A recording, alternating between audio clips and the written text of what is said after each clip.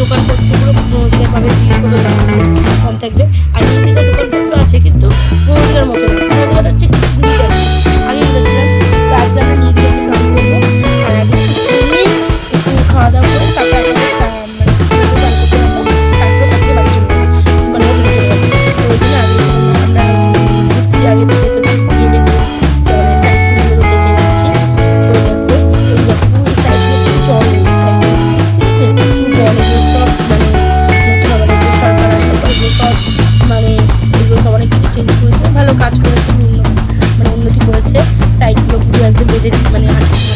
দিয়ে দিয়েছে, খুব ভালো, বেশ ভালো লাগছে। আর ওই গাছগুলো এইখানটায় ওই যে ছোটো বউয়ের যে শ্যুটিংটা এখানটা হয়েছিল, গানটা আছে না, জঙ্গল লেগে যে আগুন যেমন সুন্দরীর উপর শিমন, এই গানটা মানে এখানে এইটা এখানে মানে দীঘায় ছোটো বউয়ের শ্যুটিংটা এখানে হয়েছিল। তো অতটা আমার মনে নেই, কিন্তু এখানে শ্যুটিংটা হয়েছিল জানি। আর এখান থেকে আমি, আমার দিদি, আরও সবাই আসছে, অনেকক্ষণ দিকে গেছে। আর এখানে একটা মানে ছোট্ট একটা দোকান টাইপের, এখানে আমরা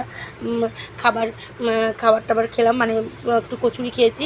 কচুরি খাওয়ার পর এখানে আমার বাপিতে একটা ফটো তুলবে বলে বললো, তো আমি একটু ভিডিওই করে নিলাম।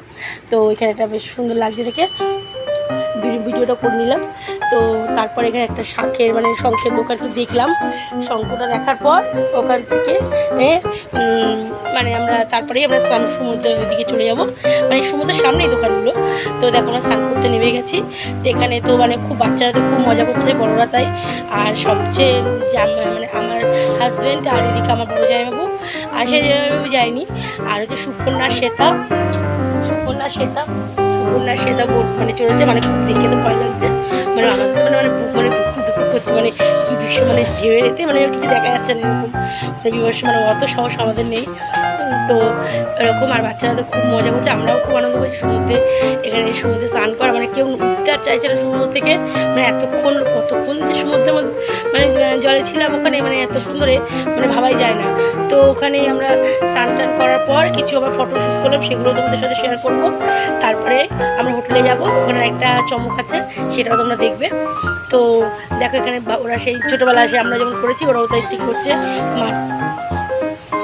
মাটি বালিগুলোকে নিয়ে জড়ো করছে, ওরা সমুদ্রে জলে আবার ঢেউ গর্ত করছে, আর ঢেউ আবার ওগুলো ভেঙে দিচ্ছে, মানে ওদের খুব মজা লাগছে।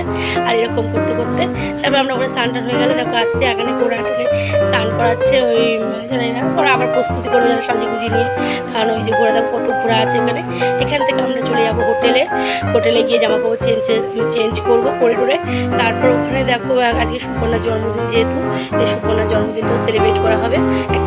একটা কেক এনে একটা ছোটোখাটো জন্মদিন আনন্দে ওকে একটা সারপ্রাইজ দেওয়া ছিল, জানতো না। তো সুকন্যার বার্থডে, তো এখানে কেক কাটছে।